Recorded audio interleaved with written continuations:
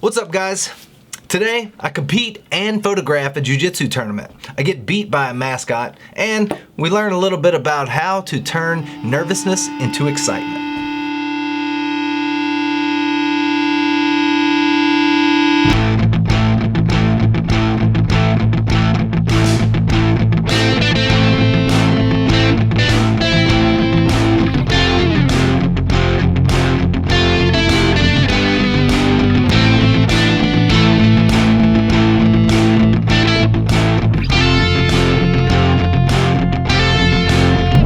Where we're going, it's not New Orleans actually, let me see.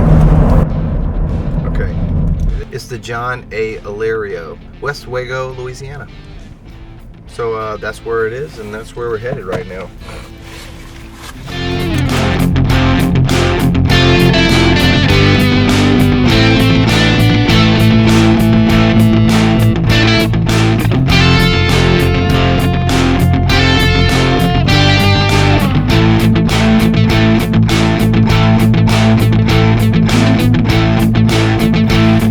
Got into jiu-jitsu because I wanted to do something where I was working out, but I was also learning something. It's the most effective martial art, especially when it comes to self-defense. It's very rare that you'll find an MMA competitor that isn't familiar with jiu-jitsu. I just consider it a very productive way of staying in shape.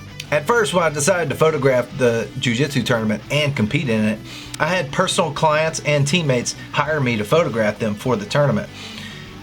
Or photographing in general can be very exhausting and draining. My coaches coach all day and they compete as well, which can also be exhausting and draining, so I decided I was up for the challenge. When going into a competition, it's very common to experience some nervousness.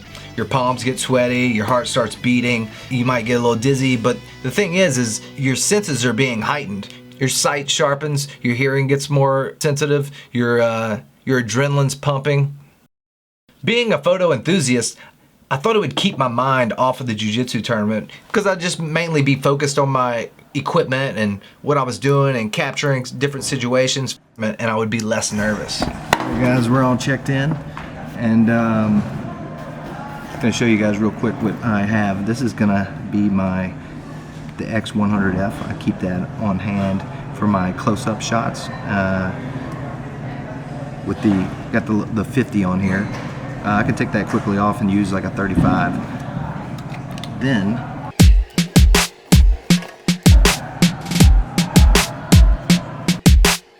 the 5D Mark III with the 24-70, the good one.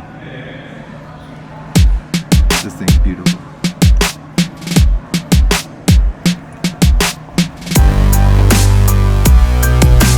This is all action type photography, so I'm trying to catch like really cool moments. And when it comes to photographing jiu-jitsu and sports in general, it's really good to catch them when they're further apart. You want to be able to see both of their eyes or both of their heads in general, so you can tell a little more. And kind of, it's usually good from the side. You don't want to just be shooting somebody's butt.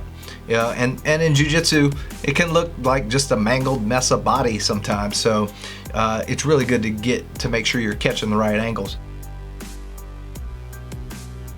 As I was photographing my friends and observing all these people with regular jobs, these regular citizens, moms, dads, sons, daughters, marketers, friends, construction workers, these citizens are putting themselves through this induced stress. They don't have to do this. They do not need to fight. It really made me think of the quote by Jigoro Kano, the founder of judo.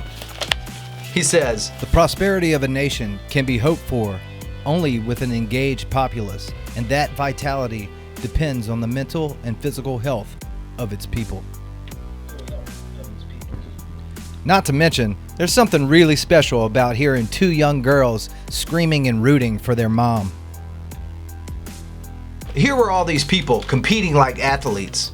I started to come to this realization that this is what society needs more of. People don't even realize why they are so depressed. We live in an age where we have more people depressed than ever. We're depressed because we never face any real adversity in our lives. We live in an overly comfortable society.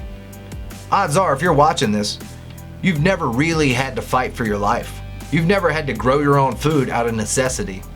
We just sit in our cars, drive to drive-thrus. You ever ask yourself, when was the last time you were actually starving? I don't mean just like you missed a meal. I mean actually starving. That's 8 to 21 days without food. I think I did a pretty good job of concealing the fact that I was nervous, and I most likely concealed that to everyone around me that day. But the truth is, my heart was beating, my palms are sweaty, I was quite nervous. I was so nervous, in fact, that I almost blacked out. I kind of blacked out for a moment, I'm not gonna lie. But I was practicing some breathing techniques and kind of continuing to charge my body, so I actually felt really good throughout my match. I didn't even get, completely exhausted. I was actually surprised at how well I did, because a lot of people, you can have what they call an adrenaline dump.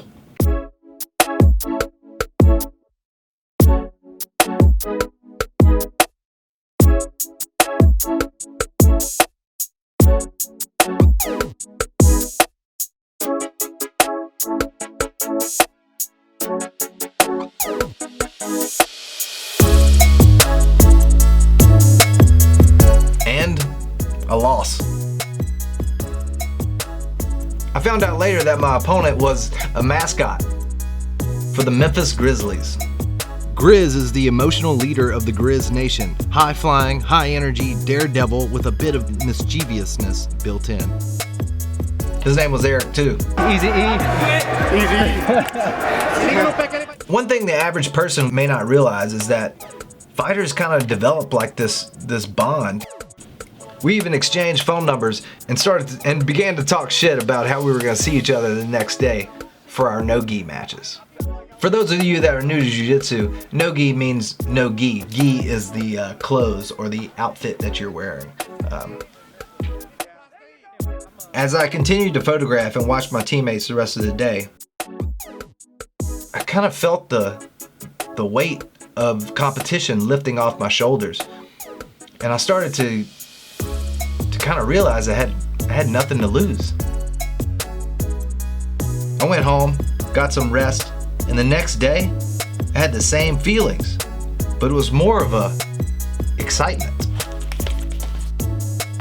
The second day is where I really found the comfort in the struggle, or I started to feel more excited. I was able to turn this pain and nervousness into excitement.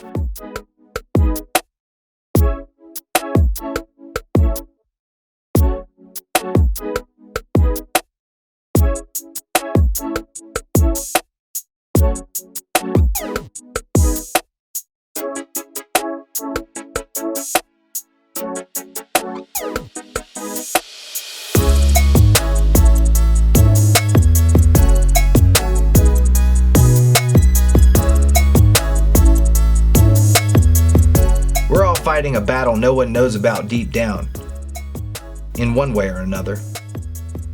Even though I lost my matches both times to a mascot, I won my own personal battle by learning to turn nervousness into excitement.